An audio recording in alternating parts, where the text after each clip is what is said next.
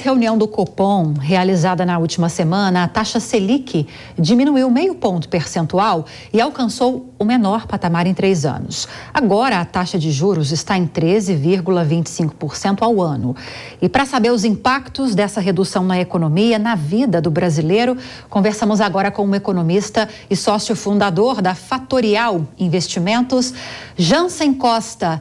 Jansen, bem-vindo, boa tarde. E me corrija se a pronúncia do seu nome estiver incorreta, por favor. Tudo bem, Lívia? Bom dia, boa tarde. Todo mundo está correta, está super correta. Vamos falar um pouco sobre a taxa Selic. Então vamos lá.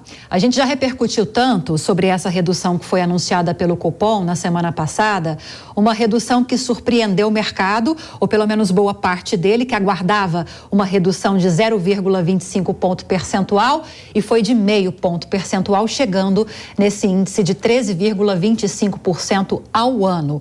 Na prática, quais impactos a gente pode esperar aí para os próximos meses? Impactos para o bolso do brasileiro, logo depois que o anúncio foi feito, se não me engano, foi no dia seguinte. O Banco do Brasil e a Caixa Econômica Federal já reduziu os juros no caso de linhas de crédito para aposentados, pensionistas, beneficiários do INSS, mas a gente está falando de empréstimos consignados, né, que oferecem menos risco para quem está oferecendo o crédito. Mas para a população em geral, quais são os impactos que podemos esperar? Bom, a redução da taxa de juros, ela demora um pouco para ser notada pelas pessoas, assim como o Banco Central começa a cortar. A gente passou praticamente 3 anos subindo a taxa de juros do patamar de 2 para 13,75. Essa redução de 0,5, ela veio depois de uma surpresa do Banco Central, que a expectativa do mercado era de 0,25, mas a gente veio com esse 0,5 que foi surpreendente, mas ainda pouco impactante na ponta para as pessoas. O que vai mudar o patamar para as pessoas sentirem é depois de algumas semanas e cortes da reunião do Copom e para patamares mais próximos de 10%. Enquanto isso, a gente ainda vai ter um aperto ainda na condição monetária das pessoas, dado o nível de alavancagem delas e o custo desses juros. Assim como você comentou, conforme os juros vão sendo cortados pelo Banco Central, os bancos vão reduzindo as taxas de crédito. O problema é que tudo está interligado. Então, as pessoas estão nos seus maiores níveis de alavancagem, as pessoas não têm condições de tomar crédito. Dado a isso, o governo criou aquele programa chamado Desenrola, e isso tenta facilitar a retomada do crédito aqui no Brasil. Então, no curto prazo, poucas modificações, mas a perspectiva, se tudo correr muito bem, a gente vai ter novas reduções, e novas reduções vão trazer mais capacidade das pessoas tomarem créditos mais baratos. Jansen, o Diogo Schelp tem perguntas para você também. Schelp. Jansen, boa tarde. A gente sabe que alguns anos atrás, quando o Banco Central começou a aumentar novamente a taxa Selic, um dos indicadores que aumentou foi o TR, né? A TR aí que incide inclusive sobre financiamentos, também tem a ver com a poupança. De que forma essa redução agora impacta a TR e impacta decisões de investimentos e também a questão dos financiamentos imobiliários e assim por diante? Bom, a TR está praticamente zerada nesse ciclo de aperto. A gente tendo a redução dos juros do 13,25 para patamares mais próximos de 10, as pessoas vão ter que buscar novas condições de investir. Se a gente for falar sobre investimentos, o brasileiro, historicamente, é um aplicador muito conservador. Os juros elevados dificultam o acesso a produtos mais arriscados. Então, a poupança ela tem um patamar de rentabilidade bem reduzida frente aos 13,25 agora. A poupança rende aproximadamente 6% mais TR. Então, não é a melhor aplicação. Então, para a poupança muda muito pouco. A questão dos créditos imobiliários, a gente vai ter uma redução na taxa próximo a uma redução, quando a gente pensa ali próximo dos 10%. A gente vai ter uma redução sim no crédito, mas a dificuldade hoje, por exemplo, do nosso maior financiador de crédito imobiliário no país, que é a Caixa, é a falta dos recursos. O governo vai precisar direcionar recursos para a Caixa para liberar mais crédito para o financiamento imobiliário. A gente precisa sim de uma redução de juros, mas ele sozinho não vai mudar o status aqui no Brasil da maneira das pessoas investirem. Agora, Jansen, nós estamos observando pelos dados, pelos indicadores econômicos que estamos caminhando, mantendo uma tendência de redução inflacionária, daí essa decisão do Banco Central de reduzir a taxa básica de juros, mas obviamente que esse não é o único ponto levado em consideração para que seja tomada uma decisão nesse sentido. Você acredita que o avanço das pautas econômicas, reforma tributária, que agora vai ser analisada no Senado, o arcabouço fiscal, que vai passar por uma revisão agora na Câmara dos Deputados, e até essa expectativa já ventilada na imprensa de que o governo trabalha com a possibilidade de apresentar um escopo até o final do ano de uma reforma administrativa, reduzindo gastos da máquina pública. Todas essas questões são pontos importantes também considerados pelo Banco Central para se chegar a uma conclusão como essa da semana passada? Sem dúvida, a gente tem alguns componentes muito importantes para a decisão do Banco Central. Primeiro é a inflação e depois a relação dívida-PIB. Tá? Historicamente, o governo do PT é um governo que gasta bastante frente às arrecadações.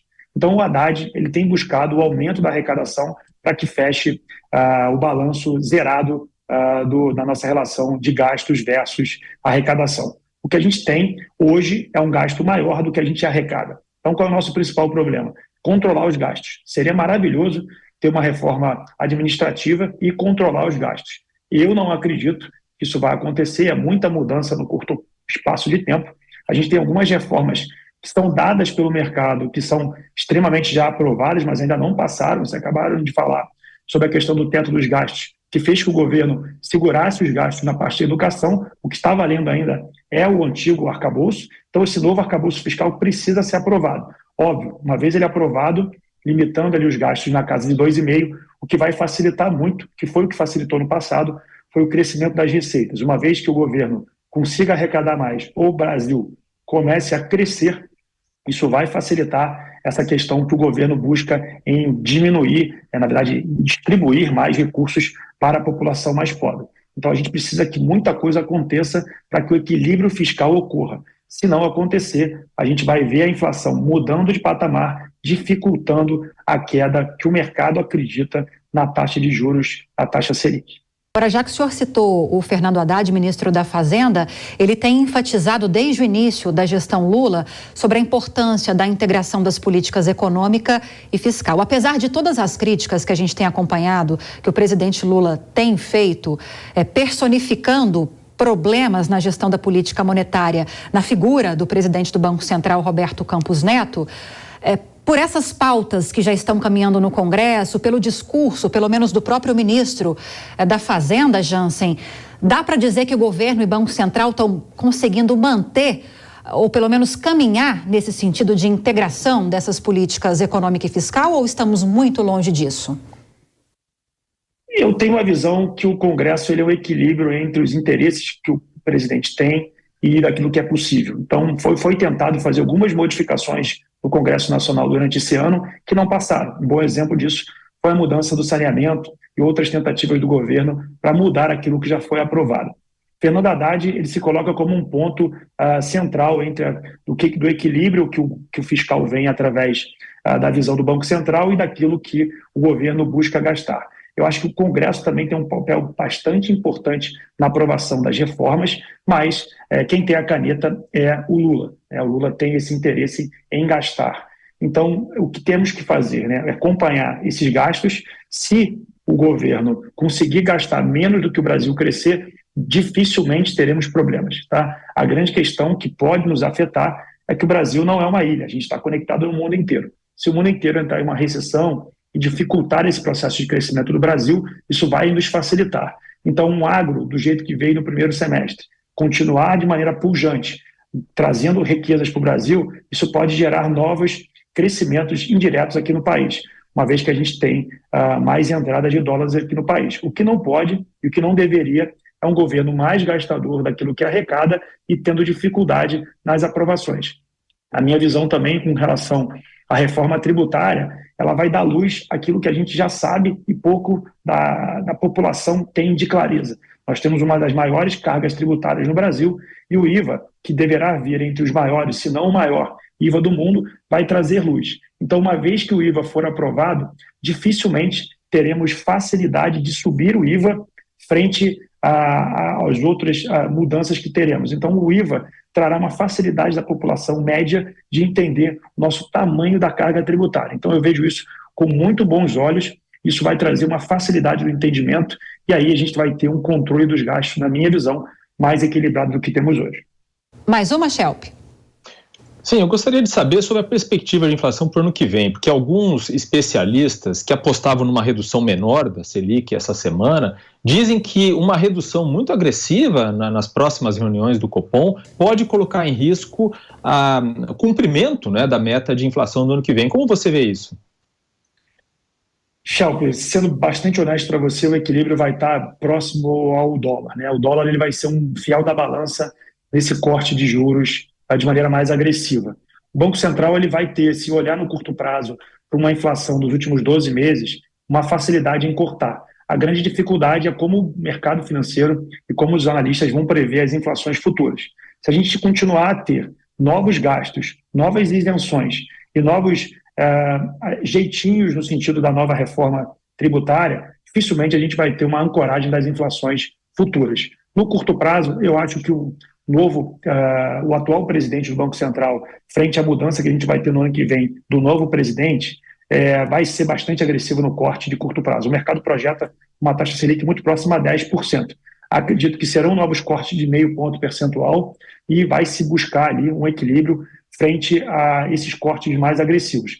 Acho que a gente pode ter um problema sim, mas acho que o Banco Central ele vai ser agressivo nesses cortes em função de uma nova diretriz do novo Banco Central que vai ter depois de 2024. O que podemos ter é uma dificuldade depois de 2024 de uma queda mais expressiva dos juros e aí uma nova desancoragem da inflação, obrigando o Banco Central até a manter ou até que subir a taxa futura. Mas eu acho que no curto prazo, o que foi dito na última ata, no comunicado que deve ser dito na ata, é que novos cortes de 0,5 ponto percentuais acontecerão. Se acontecer uma desancoragem da inflação, que eu não acredito enquanto o dólar não sair desse patamar, a gente deve ter outros cortes no ano de 2024. Agora, Jansen, voltando a falar da reforma tributária, quais são suas expectativas em relação a essa tramitação no Senado Federal? Há uma grande preocupação, pelo menos por parte de alguns governadores de estado, não todos, de que haverá algum problema em relação à autonomia desses estados na gestão dos recursos, a própria criação de um conselho federativo para gerir esses recursos arrecadados com os impostos para estados e municípios. A configuração desse colegiado é uma preocupação por parte desses governadores. Alguns setores, e aqui eu destaco o setor de serviços, muito preocupados com a possibilidade de aumento de carga tributária.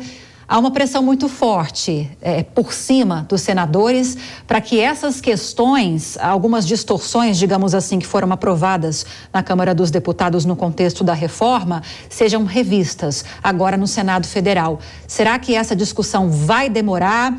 Será que até outubro teremos já um relatório final, como espera o relator, o senador Eduardo Braga? Quais são suas expectativas? Bom, a gente agora está no Senado, né? As brigas pelos interesses regionais e por setores vai ser muito grande, tá? A briga por exceções vai continuar. O que a gente precisa é aprovar esse marco da questão do IVA e do IVA dual, né? O IVA dual, para mim, ele é divisor de águas. A grande questão é que quanto menos excessos a gente cometer durante essa criação, ou seja, o que eu digo de excessos são exceções, tá? A gente vai ter um IVA mais equilibrado. Isso que você comentou, Lívia, ela é super impactante para o setor de serviços. A própria empresa que eu fundei vai ser muito impactada na questão da tributação. O que a gente precisa ver é como que se vai dar todos os outros reequilíbrios na economia. Se todo mundo buscar o melhor para si, não vai ser o melhor para o país. Tá? Então a gente precisa entender que alguns vão ganhar esse reequilíbrio e outros vão perder. E aqueles que perdem não deveriam ter exceções. Então, de maneira franca e objetiva, quanto mais equilibrado for esse IVA, menor patamar e, obviamente, poucas exceções, a gente vai ter mais facilidade do próprio entendimento da população. O problema é que essa briga não vai ser fácil no Senado e ela, uma vez no Senado sendo aprovada, tem também todo um processo de colocar essa nova tributação em exercício, né? E a outra questão que é super importante é a gente dar transparência a esse processo a todo mundo. Então, isso vai ser uma mudança estrutural no país.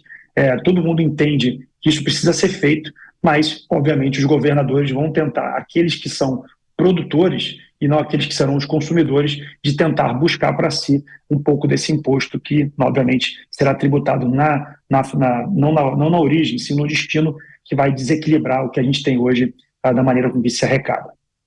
E aqui na Jovem Pan News, com toda certeza, a gente segue acompanhando muito de perto todas essas articulações ao redor da reforma tributária. Queria te agradecer pela entrevista neste sábado. Conversamos com o economista e sócio fundador da Fatorial Investimentos, Jansen Costa. Jansen, muito obrigada. Bom fim de semana. Obrigado, Lívia. Obrigado, Shelf. Bom final de semana para você também. Muito obrigada. Bom, seguimos com